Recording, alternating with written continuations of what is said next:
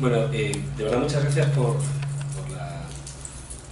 la invitación, por la presentación y por la organización, ¿no? A todas las personas implicadas en esta reunión. Porque además, bueno, decía esta mañana, ¿no? Que creo que precisamente el enfoque que permite relacionar a agentes del sistema universitario o del sistema de producción de saber desde distintos lugares, ¿no? Desde distintos lugares y con experiencias muy diversas. Me parece que eso es un tipo de formato que, por desgracia, no se da demasiado, ¿no? Y me parece que ofrece una serie de posibilidades y enriquece el pensamiento de los demás. Y no digo esto como una fórmula estrictamente retórica, ¿no? Creo que el hecho de pensar en común, que es una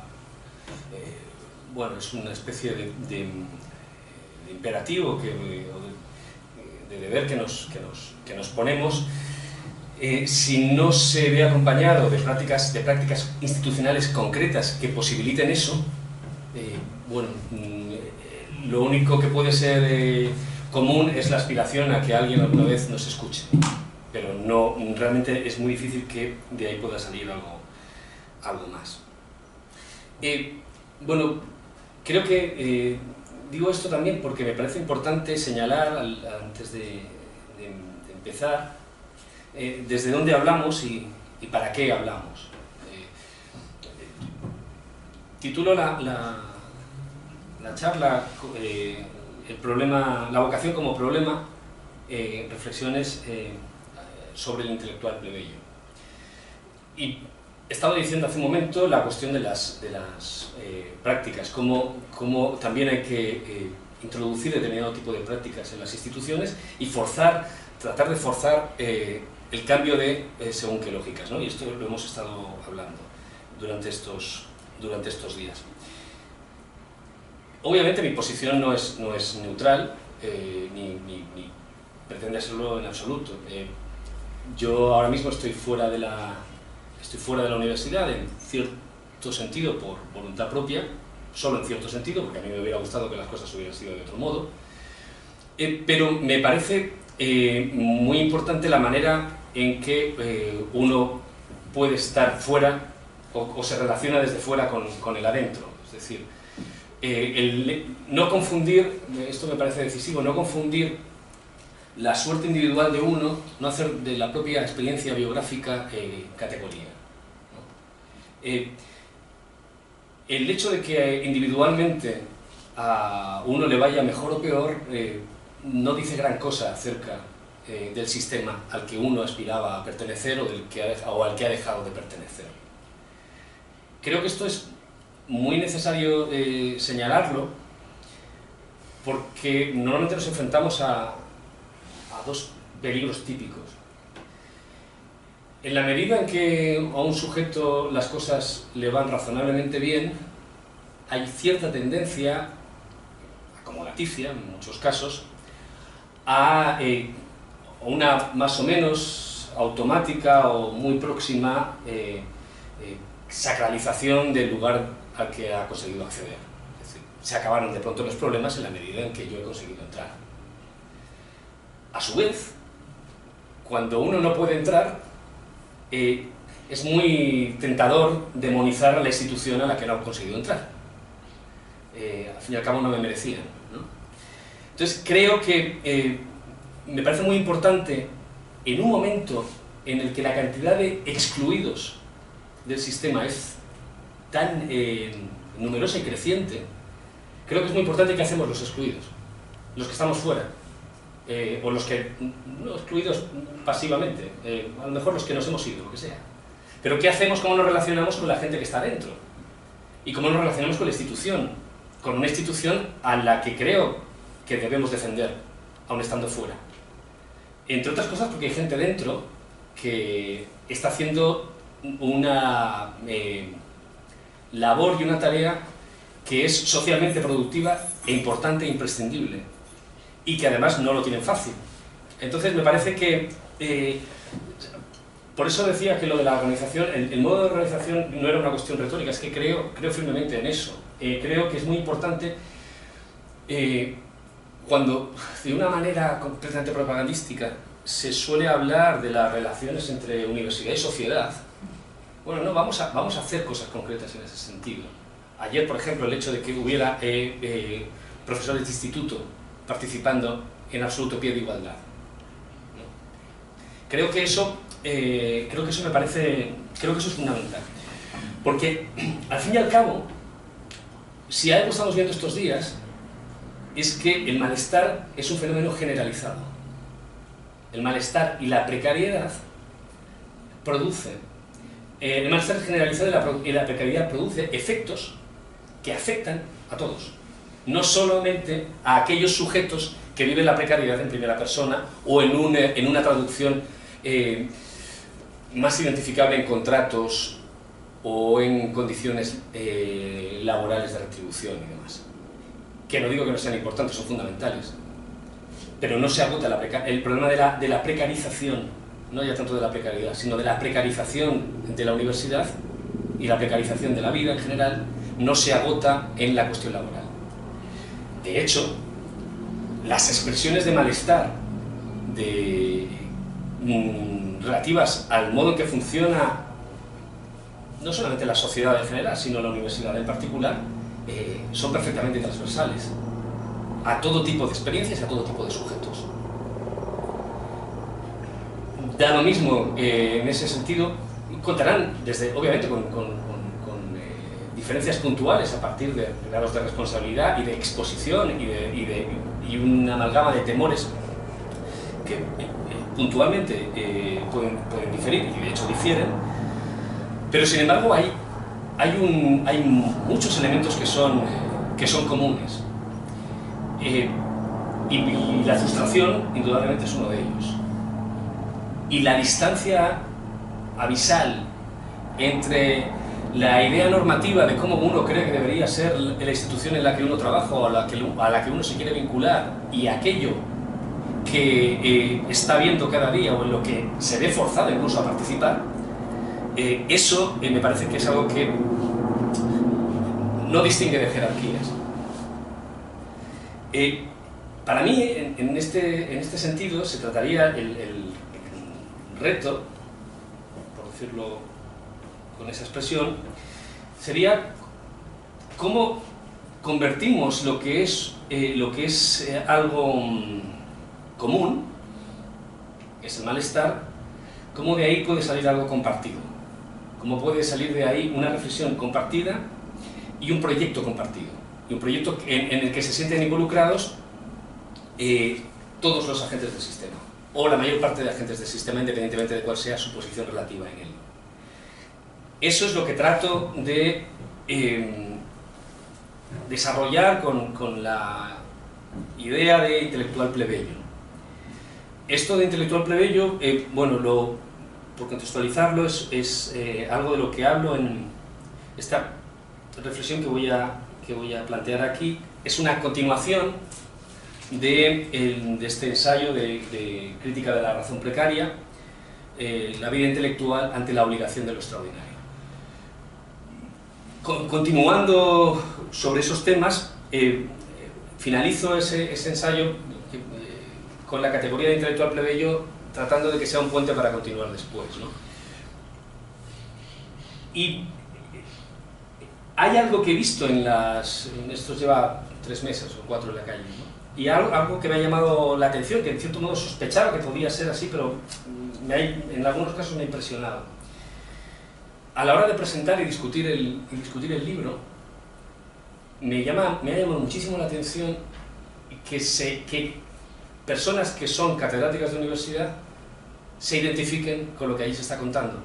Pero resulta que estudiantes también se identifican con lo que ahí se está contando. No estoy vendiendo el libro, no es feria de libro esto. Pero lo que quiero decir con esto es que me parece que verifica que hay determinado tipo de sintomatología que atraviesa a todo el mundo.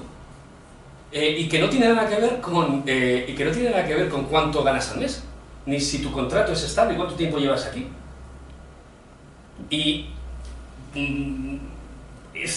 a mí en cierto modo me parece perturbador, a mí me resulta en cierto aspecto hasta desagradable, ¿no?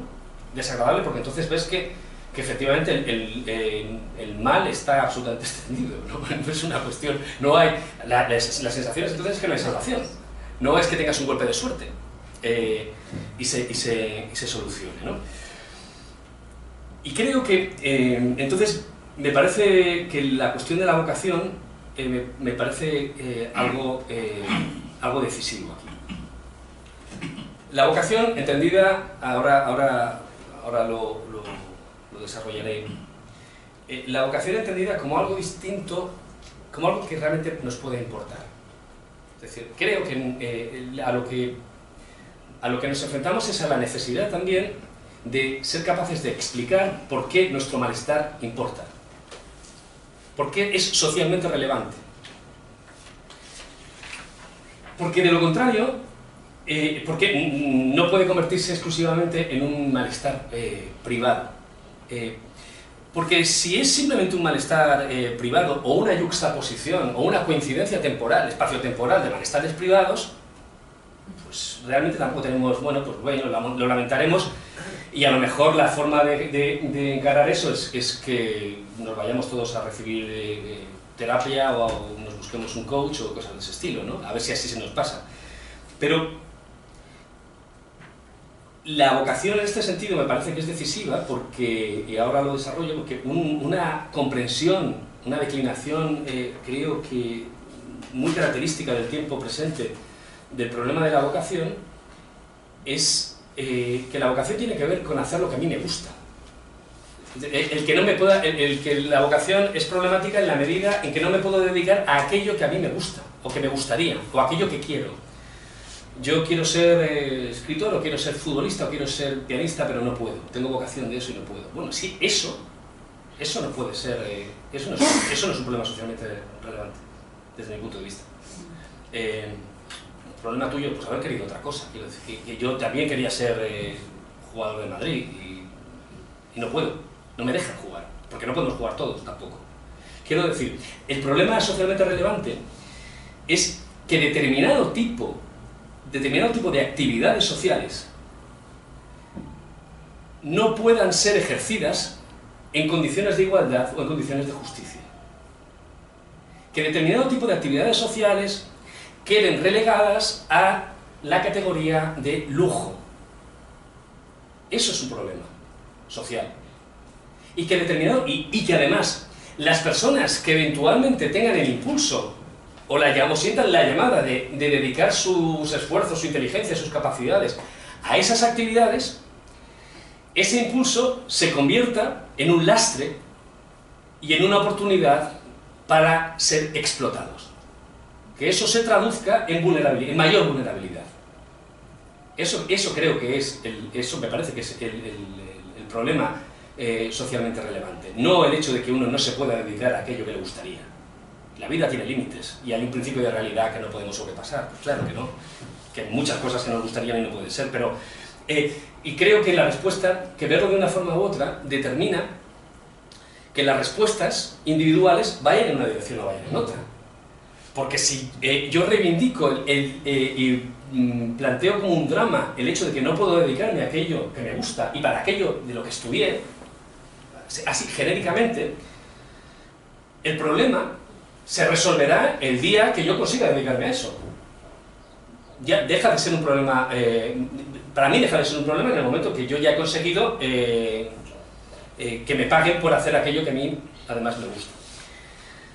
Y las estrategias de resolución también serán estrictamente individuales y potencialmente incompatibles con las estrategias de los demás, con las vidas o proyectos de los demás, es decir, ecológicamente insostenibles también.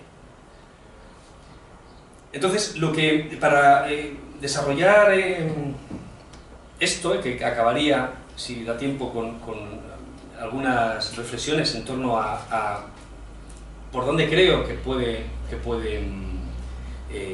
tratar de buscarse un camino, que es la propuesta de intelectual plebeyo. Lo que voy a empezar hablando es sobre la cuestión de la vocación, la evolución, cierta evolución del concepto, una comparación entre el concepto de vocación en Max Weber, en la ciencia como profesión, y la modulación actual de la vocación. De manera que si Max Weber podía identificar, creo, la tesis es, si Max Weber podía identificar en la transformación del concepto de vocación a partir de Lutero, podía identificar un vector fundamental en el capitalismo moderno, en la constitución y configuración del capitalismo moderno y la ética del trabajo, me parece que la modulación o la declinación actual neoliberal de la vocación como pasión y como afecto amoroso que se repliega sobre sí mismo, me parece que es característico también del momento del capitalismo tardío y que refleja también una ética del trabajo muy particular. Y eso creo que se refleja si me da tiempo, pondré algunos ejemplos relativos a la vida académica, a la vida universitaria, al ámbito de la ciencia entendida en un sentido general o de producción intelectual, ¿no? En principio, la idea es la vocación constituye una condición, en principio diríamos que es una condición necesaria de ciertas actividades, y se ha configurado actualmente en un problema, en un lastre, en un talón de Aquiles para esas mismas actividades, según la configuración del mercado laboral y muchas de las instituciones que aplican sus lógicas. En el sentido, Weber habla de vocación en el sentido de la transformación luterana de vocación a partir de la idea de Beruf, que implica una llamada. Hay una vocación, la vocación conserva el aspecto de vocatio en cuanto llamada, pero implica también una llamada específica, que es una llamada a realizar una obra determinada que debe ceñirse a la posición que se ocupa por designio divino.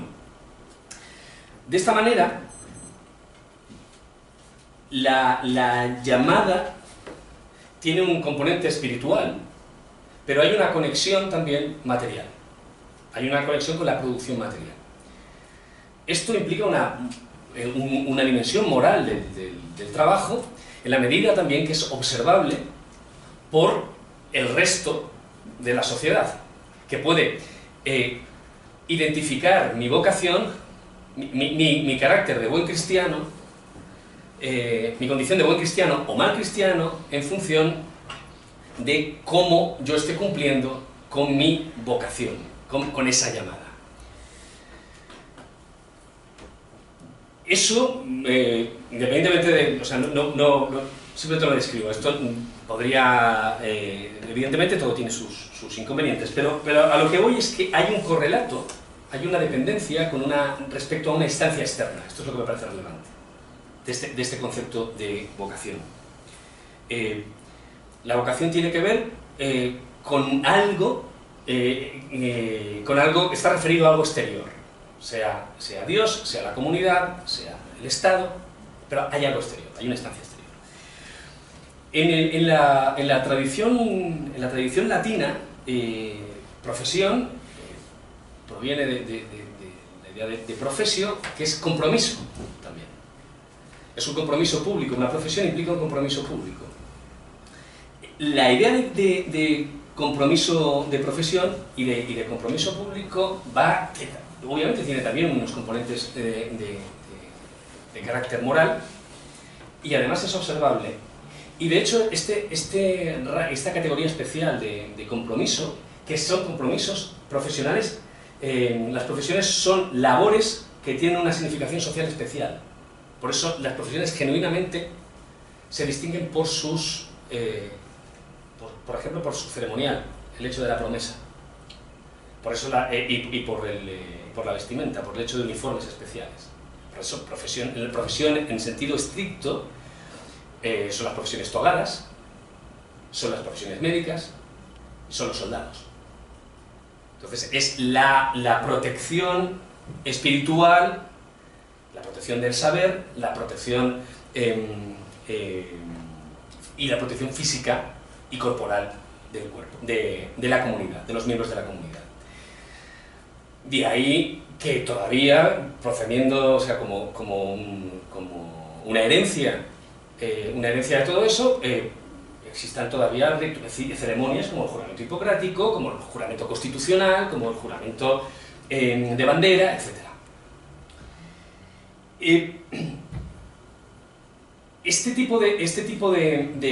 Por lo tanto, lo que vemos también es que en el caso de la profesión también el compromiso se da respecto a un algo externo. Hay una instancia exterior. Entonces, tenemos que, por dos tradiciones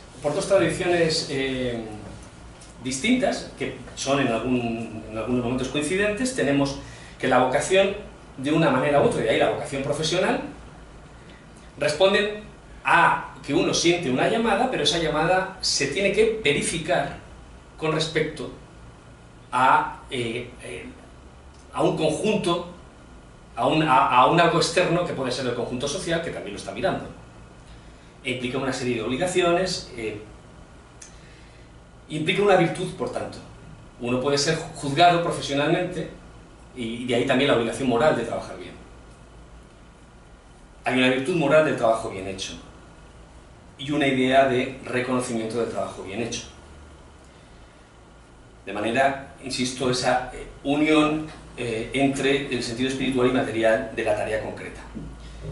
¿Qué es lo que ocurre hoy? Me parece que a lo que estamos asistiendo es a un proceso de privatización de la vocación. La vocación se convierte en un asunto privado, en un asunto estrictamente individual, cuyo circuito finaliza al final en uno mismo. Es decir, uno siente la llamada, esto es la vocación, tal y como se entiende hoy, entendido además como pasión. Uno se siente llamado a dedicarse a algo, siente que tiene estos testimonios, desde que tenía 5 años sentí o supe que quería ser X. Y independientemente de que uno se dedique a eso o no, la vocación la sigue sintiendo. Y espera de los demás simplemente que le reconozcan que eso existe.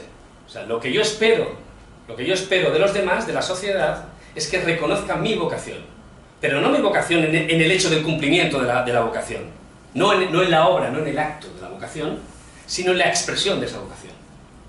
Ser identificado como portador de vocación. De manera que utilizo al otro como espejo de mi propia proyección. Pero siempre vuelve a mí. La llamada es algo que acaba volviendo en mí. Esto tiene una consecuencia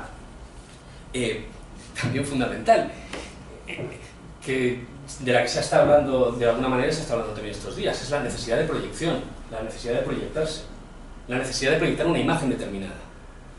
Necesito proyectar una imagen determinada, no solamente para que se me inserte laboralmente, sino también para reconciliarme con mi propia autoidentificación. Esas necesidades de autoproyección son difícilmente controlables por el sujeto. Y sabemos que muchas veces y esto evidentemente las redes sociales lo magnifican, se acaban vehiculando de una manera completamente compulsiva. Y a veces en detrimento de la imagen que uno quiere dar, curiosamente, ¿no?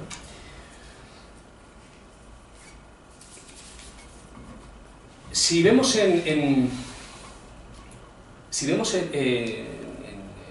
la ciencia como la descripción que hacen en ciencia como profesión o como vocación Max Weber de la vida académica, Él habla de una combinación de tres factores, ¿no? Él habla de la capacidad personal, del factor suerte y de las relaciones sociales. El discurso oficial ahora mismo universitario es extraordinario porque parece que la capacidad personal es lo que se ha comido todo lo demás. El discurso meritocrático tiende a opacar el hecho del azar y el hecho de las relaciones sociales. Es decir, solo nos acordamos de las relaciones sociales cuando estamos realizando discursos impugnatorios, pero el discurso universitario oficial no reconoce eso. La estructura está montada sobre el hecho de la igualdad de oportunidades, como si existiera de verdad. Y el azar además funciona, el azar, en realidad el azar se convierte para todos nosotros en un arcano. El azar es para el que lo pueda gobernar, el azar es para el que lo conozca, ¿no? Hablaba Weber también de la... claro, que esto hace 100 años ya hablaba él del daño, del sufrimiento psíquico que implica la distancia entre autoimagen y situación objetiva, ¿no? Aquello que creemos que estamos haciendo y lo que realmente estamos haciendo. Ya en la propia actividad neutramente considerada, en la propia actividad de hacer ciencia o de dedicarse a la investigación o a la labor intelectual. Uno cree que está haciendo algo, pero en el fondo no está haciendo exactamente lo que uno cree que está haciendo. La sospecha esa o la constatación de esa distancia produce efectos de sufrimiento muy importantes. Y luego todas las labores que hace uno para que eso no se note, también. Claro, el problema hoy es que la autoimagen no es un asunto privado, la autoimagen debe proyectarse como condición de posibilidad para poder participar de la vida científica y académica. O sea, no es una cuestión a la que uno pueda renunciar, la proyección de autoimagen. Pero al mismo tiempo que no es una cuestión sobre la que uno pueda renunciar, tampoco es una cuestión que uno pueda gobernar, sensu estricto. Uno tiene muy poca capacidad de intervención, esto lo hablábamos en la comida, sobre la imagen que uno proyecta. Uno puede decidir que quiere proyectar determinado tipo de imagen, pero realmente es muy improbable que realmente eso coincida, que el hecho coincida con lo que uno pretendía hacer, ¿no? Al mismo tiempo, la lógica de la especialización, que es parte del proceso de racionalización moderna y desde luego de la vida universitaria, la especialización, que además implica renuncia a la totalidad, implica algo que hoy en día es absolutamente demoledor en la carrera de cualquiera, que es asumir el hecho de ser superado. La especialización implica, la condición de especialización implica que la provisionalidad y la caducidad de cualquier cosa que hagas. Precisamente porque porque no puedes controlar la totalidad y participa mucha gente, y lo normal y lo deseable es ser superado. Sin embargo, la retórica competitiva, y hablábamos en la comida, ¿no?, de las formas, por ejemplo, de las que uno debe redactar los proyectos de investigación y toda concurrencia competitiva, es exactamente lo contrario. La lógica es exactamente la contraria. Es amplificar, subrayar la importancia de aquello que se está haciendo, la singularidad absoluta de lo que se está haciendo, y además la promesa de que eso va a mantenerse en el tiempo, porque va a ser fundamental la aportación. Entonces, es incompatible con el hecho de la humildad, con el requisito de la humildad, que es fundamental en la práctica científica, y con la autolimitación, y asociado a eso con un principio de responsabilidad. De manera que la retórica del éxito se acaba convirtiendo también en algo que ha salido todos estos días también, que es el problema de la adaptación, ¿no? Pero el principio de adaptación, el El principio de adaptación está asociado al imperativo de supervivencia. De manera que estamos en una lógica absolutamente darwinista. Alguien, ¿quién hablaba? No me acuerdo, alguien hablaba esta mañana, no me acuerdo quién ha sido, hablaba de mutación, utilizó el concepto de mutación antropológica, ¿no? A eso estamos yendo, y desde luego del homo académico es clarísimo, ¿no? La vocación entendida como entrega y pasión, pero ya no referida a la indeterminación de la investigación en sí, que eso es lo que se supone que es la vocación científica. La vocación científica no es finalista. La vocación científica, la vocación por el saber, implica asumir que es muy poco lo que se va a conseguir, o tal vez nada. Sin embargo, eso es incompatible con la práctica cotidiana de la ciencia, tal y como está montado.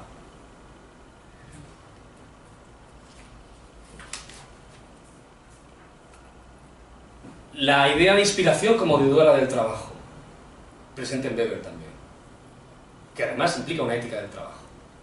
No, ahora la inspiración no es deudora del trabajo. La inspiración debe ser una especie de capacidad o atributo. Además él hace el ejemplo en la comparación precisamente con el artista.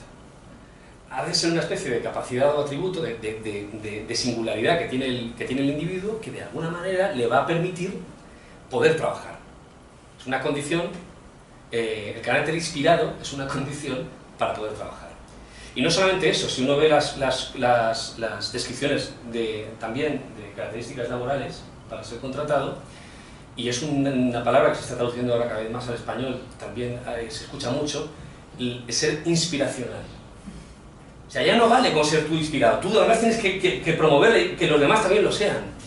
De manera que la inspiración se convierte en una aspiración. Es la aspiración a la inspiración, es extraordinario. Claro, y es un tipo de aspiración absurda, porque no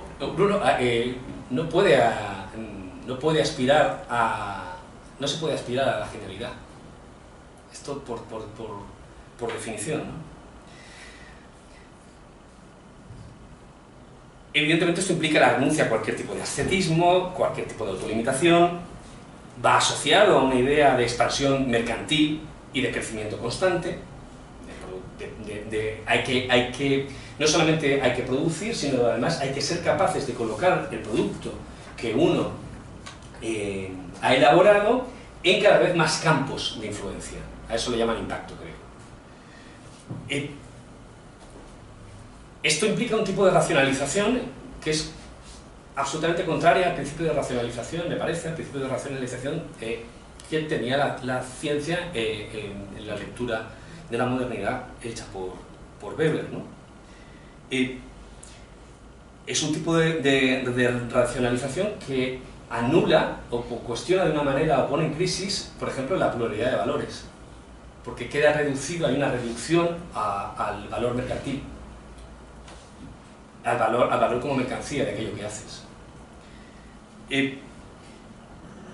Y se impone además la racionalización técnica como un valor en sí mismo.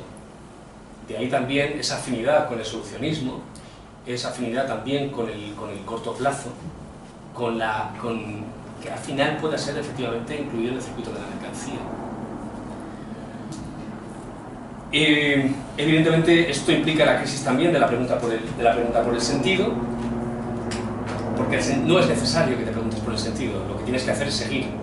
Es decir, el ratón en la noria no se pregunta por el sentido de su carrera, no necesita. Es una cuestión de inercia. Y eso nos produce crisis constantes, a todos. ¿Y yo para qué estoy haciendo esto? ¿Esto le interesa a alguien? ¿Por qué me he apuntado a esto? ¿Por qué he venido a esto? ¿Por qué no debería estar haciendo otra cosa? ¿Por qué si no estoy de acuerdo con esta forma de funcionar estoy participando en ella? Todas esas preguntas son lujos. Lujos que uno debe apagar completamente, es algo que se los pueda permitir. De lo contrario, el sufrimiento es realmente importante, ¿no? Bueno, podríamos seguir con muchos ejemplos en esto, pero lo que, apuntar a una cuestión, vincularlo como conclusión a la cuestión del intelectual plebeyo. Creo que esta situación, que va atravesada por una condición general de precariedad, tanto como situación presente como posibilidad o como situación circundante, la precariedad está ahí, no se puede. Creo que un pensamiento de la precariedad implica también un tono, implica determinado tipo de compromisos, que son compromisos, me parece, de carácter ético y de carácter político, pero también creo que eso implica también un estilo. Implica, por ejemplo, el hecho de... por eso me interesa la formulación de plebeyo. Implica que el carácter plebeyo no depende en este sentido de la jerarquía universitaria. Implica que puede existir una relación horizontal independientemente del lugar relativo que cada uno ocupe en la academia o fuera de la academia. Porque hay muchas cosas que son comunes. Implica entonces que esta forma de hablar, dando por sentado que uno tiene derecho a hablar y ser escuchado, que a mí me parece que es una cosa que está completamente naturalizada. Es decir, para mí, si lo pensamos, el hecho de hablar en público, que los demás se sienten a escucharle a alguien, es una experiencia completamente extraña y singular y desconocida para la gran mayoría de la población. Y sin embargo, o que alguien escriba algo y los demás se pregunten, oye, y se pongan a leerlo y se tomen el tiempo, eso es algo realmente que uno da a veces por sentado. El problema es que esto se da por sentado incluso al punto que uno llega a enfadarse porque la gente no va a la conferencia o porque no le han leído el libro, porque no se lo han comentado. ¿Desde dónde se está hablando cuando se hace eso? La idea, por ejemplo, yo reivindico la idea de ¿qué significa prestar atención? ¿Qué compromiso implica el hecho de prestar atención? Cuando a alguien le prestan atención. La idea de prestar atención significa que la atención la tiene uno que devolver. Y que uno tiene ciertos requisitos, hay ciertas obligaciones de consideración con los demás en la medida que le están dando a uno el tiempo, su tiempo. De hecho, hay una diferencia muy grande entre decir, dame un minuto, préstame atención. Ese minuto no lo va a devolver nadie. La atención no debe devolverla. Creo que esto, me parece que son pequeños ejemplos que determinan un estilo que implica, por ejemplo, la renuncia a parapetarse detrás de las jergas de campo. Implica el renunciar a un estilo de exposición defensivo. Creo que el que expone, se expone. Y debe exponerse. Y debe hablar lo más claro posible. Para precisamente, no considerando a quienes escuchan potenciales adversarios que lo van a destrozar, porque si esa es tu antropología, vamos mal.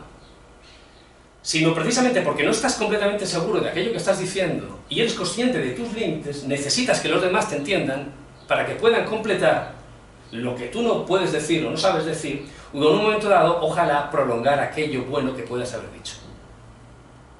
Creo que este tipo de cuestiones no son no se agotan en posiciones retóricas. Me parece que implican otro tipo de relaciones y otro tipo también de institucionalización. Implica, por lo tanto, y de prácticas institucionales, que implica que no necesariamente uno tiene que pagar ciertos peajes, tiene que introducir marcas de pertenencia, por ejemplo, ¿no? Marcas de pertenencia para ser reconocido, o una histeria de reconocimiento, ¿no? Y una pretensión de proyección. Implica pensar que en realidad lo fundamental es el mantenimiento, el que podamos construir espacios y sociedades donde forme parte la vida intelectual, forme parte de la cotidianía, forme parte de la experiencia habitual, pueda formar parte de la experiencia habitual de quien quiera. No respondan a un privilegio de quien pueda acceder a ello, ¿no? Leo para ilustrar esto. Dice Weber, dice, el aficionado solo se diferencia del especialista en que carece de la firme seguridad del método de trabajo. El aficionado solo se diferencia del especialista en que carece de la firme seguridad del método de trabajo. Bien, eso ya no es cierto. Es decir, hoy hay muchos aficionados que tienen la misma seguridad de método que cualquier profesional. De hecho, tienen las mismas titulaciones, publican en las mismas revistas, hablan en los mismos congresos eventualmente. Y la diferencia es ser pagado o no ser pagado. El hecho de no ser pagado no implica que ciertas características normativas de la actividad científica uno pueda renunciar a ellas. Hay ciertas obligaciones del discurso científico, del discurso intelectual, del hablar en público, apelando a la inteligencia de los demás, que creo que son comunes, se esté donde se esté. Y no dependen de que uno tenga sueldo o no tenga sueldo. Por ejemplo, el compromiso con la verdad. O el respeto a quien escucha. Y el respeto a quien no escucha, porque no quiere escuchar también.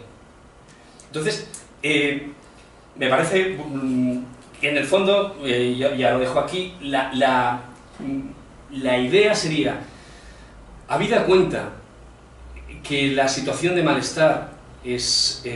todos concordamos en que este sistema es completamente perverso. Me parece que deberíamos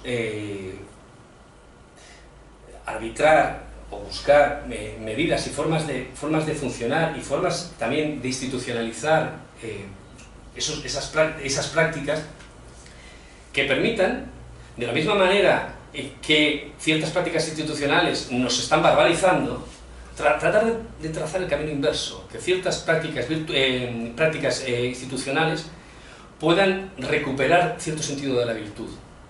Me parece que esto es fundamental, tratar de operar en el sentido justamente inverso, ¿no? Porque creo que merece la pena, y que creo que lo que estamos defendiendo y lo que nos ha traído a este tipo de profesiones, a la profesión científica, es algo que merece ser defendido, independientemente desde donde podamos hacerlo. Y bueno, ahí lo dejaría. Gracias.